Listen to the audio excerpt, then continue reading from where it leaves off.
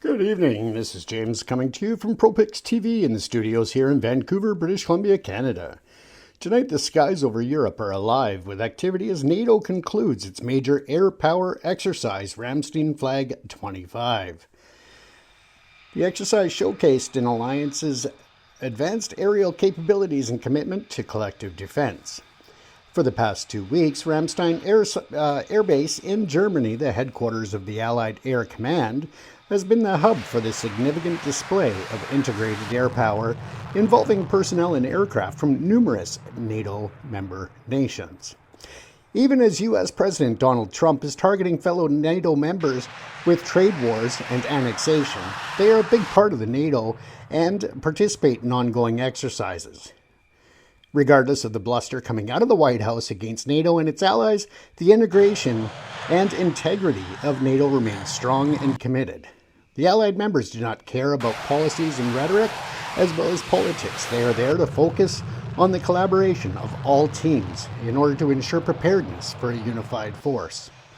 Ramstein Flag 25 wasn't just about flying, it was a complex situation and simulation testing the full spectrum of air operations, from air superiority and defense to intelligence gathering, transport, and close air support.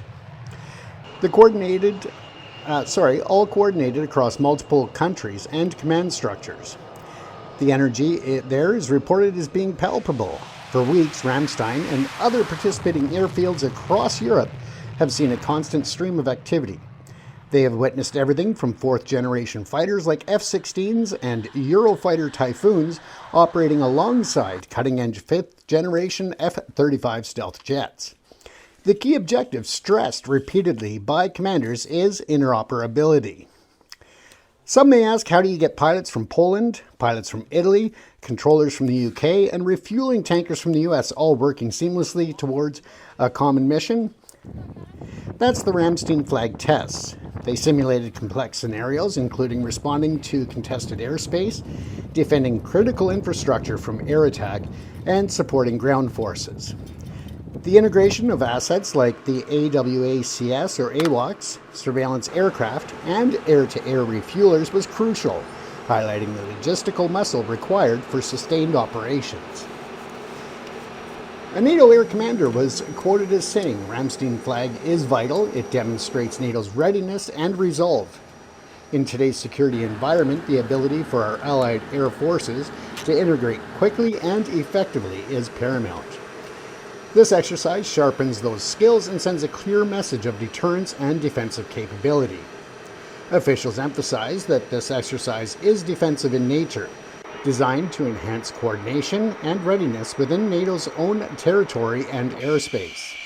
But the scale and complexity certainly serves as a powerful demonstration of the alliance's combined air strength.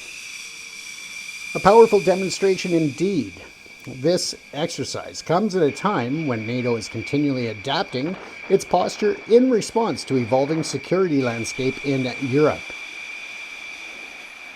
Exercises like Ramstein Flag are crucial for testing not only the hardware, the jets, the systems, but also the human element, the communication, the procedures, and the trust built between Allied service members. We saw participation from across the alliance, including newer members, showcasing a united front.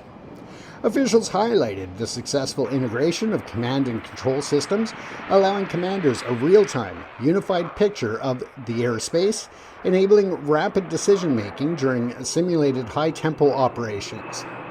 They also practiced scenarios involving cyber threats and electronic warfare, acknowledging multi-domain nature of modern conflict. As Ramstein Flag 25 wraps up, the focus shifts to debriefing and analyzing the lessons learned. These insights will be crucial and critical for refining tactics, procedures, and ensuring that NATO's air power remains a credible and effective deterrent force ready to protect Allied skies. A significant undertaking underscoring the continued importance of cooperation within the NATO alliance. Thanks for tuning in. This again is James Cousineau with ProPics TV in Vancouver, British Columbia, Canada. And thank you to NATO Multimedia for the footage that you've seen here. That's NATO's largest air exercise, and that happens across Europe, with allies aiming to integrate air forces through a series of intense combat drills against simulated foe. Now, Exercise Ramstein Flag 25 was orchestrated by NATO's Allied Air Command, or also known as AirCom, and it involved more than 90 aircraft from 15 allies, flying from 12 different air bases across Europe.